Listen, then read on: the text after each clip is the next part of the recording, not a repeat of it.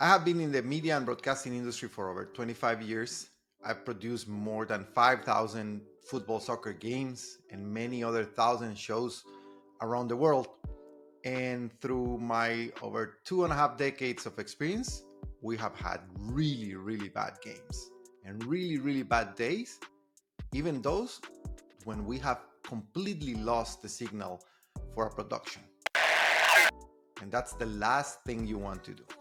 These bad moments have been really important for me because that's the way you assess how the team around you is going to react in other moments that will happen in the future again, and how you can be better at avoiding or reacting and managing the situation.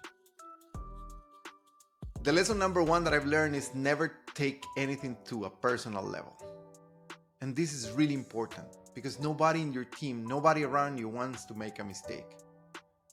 So if something really bad happens, please breathe, be calm, ask for solutions, ask for help to solve the problem, solve it as a team, but don't start pointing fingers to others in the middle of your show, because that is going to create a bigger mess and that is going to bring consequences for the future for your team and how you interact and how you solve problems.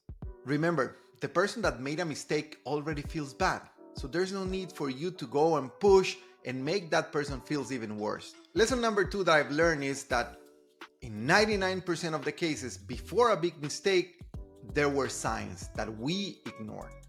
And this is key because if we would have paid attention to those signs, we would have been able to react and avoid the mistake. You have maybe heard, oh, there's a generator that it's making a weird sound. Oh, we are having issues with the internet. Oh, somebody forgot there's something wrong with this running order. Those are the signs that if you catch before, you are going to be able to avoid the mistakes. Pay attention, be aware of your surroundings, and you will be able to avoid complicated situations. And if you were not able to read those signs ahead of the problem, make sure that you document everything.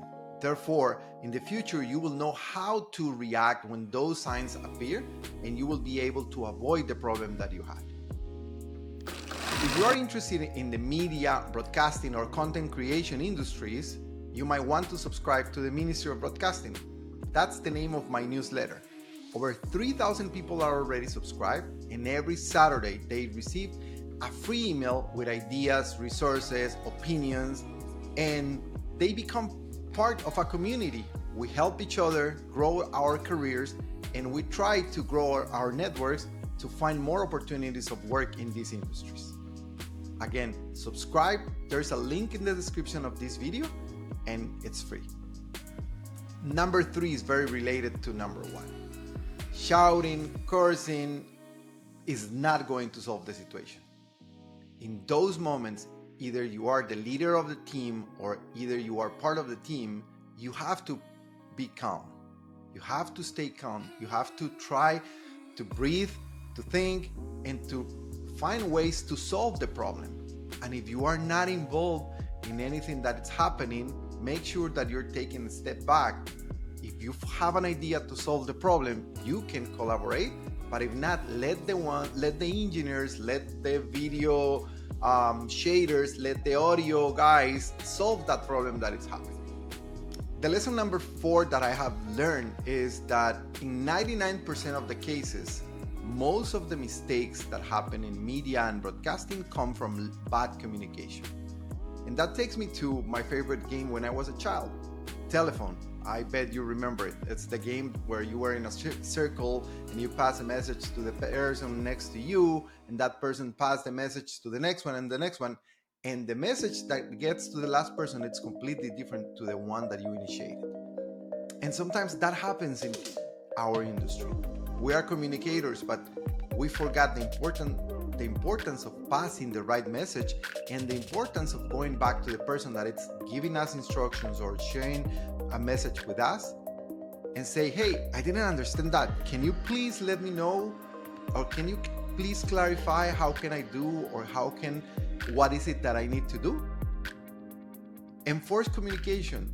make sure that you pass the right message, make sure that you are receiving the message right and you are understanding. With that, you are ahead of many others that are going to have issues, because the main problem sometimes happen in cases like the director passed a message to the camera operator. The camera operator didn't give the framing that he was supposed to give, and it's because simply he didn't understand the director when he gave the instructions.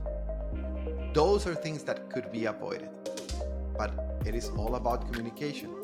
Take your time, listen to the others, and if you need to share messages, make sure that the others are understanding you as well. Lesson number 5 is machines fail.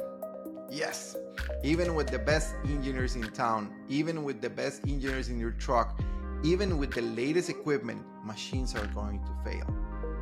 You need to test them. You need to make sure that the vendor that is renting you those machines, or if you own them, you're giving them good maintenance. But still, things could happen. And those are the moments when you need to have people around you that know the equipment that you are going to use. And one thing that I have learned is, if you buy new equipment, never ever test it on a big show. Make sure that you are using it for the first time in a smaller scenario, in a smaller show, and then you put it in your big show. Because you don't know how that new equipment is going to react. And you don't know what are the nuances with that new equipment. So make sure that you don't test it in your big show. You will earn or you will lose respect from your peers depending on how you react. Because if you get crazy and you start blaming everybody around you and you start shouting and cursing and everything, people will realize that you might not be able to manage the stress that we have in media and broadcasting. But if instead you take your time, you breathe, you help, you solve things as a team, and then you find ways to avoid those problems in the future, once the show is over, you will earn their respect. And when you earn the respect of the people around you, you will be able to work as a team and you will be able to perform better. Anybody that has been in media and broadcasting long enough will tell you that bad days will happen, for sure.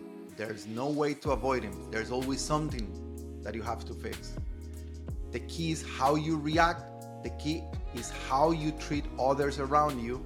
And the key is how you learn to avoid those problems in the future.